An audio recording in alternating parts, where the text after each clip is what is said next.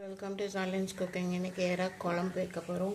அதுக்கு ஒரு குக்கர் வச்சுட்டு ஒரு 2 டேபிள் ஸ்பூன் அளவுக்கு எண்ணெய் ஊற்றிக்கலாம்.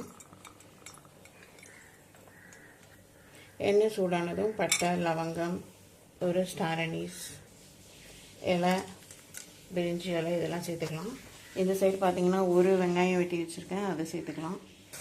வெங்காயம் நல்லா வதங்கினதும் ஒரு ஸ்பூன் இஞ்சி பூண்டு பேஸ்ட்டு, இந்த சைடு பார்த்திங்கன்னா ஒரு 2 தக்காளி வெட்டி வச்சுருக்கேன், அதை சேர்த்துக்கலாம்.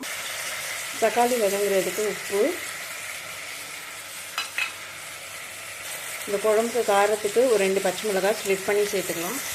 இதெல்லாம் சேர்த்து நல்லா வதக்கணும். இந்த டிஷ்ஷுக்கு தேவையான காய்கறி சேர்த்துக்கலாம். ஒரு கேரட்டு, ஒரு 12 பீன்ஸ் இது மாதிரி பெருசு பெருசாக வெட்டி வச்சுருக்கேன், இதை அப்படியே சேர்த்துக்கலாம்.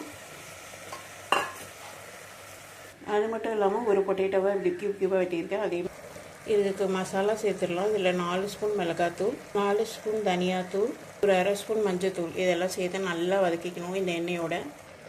இப்போது இதுக்கு தேவையான அளவு தண்ணி சேர்த்துக்கலாம். இந்த காய் முங்குற அளவுக்கு மட்டும் தண்ணி சேர்த்துக்கலாம். குக்கரை மூடி போட்டு ஒரே ஒரு விசில் ப்ரெஷர் வச்சுக்கலாம். அப்போ காயெல்லாம் வெந்துடும்.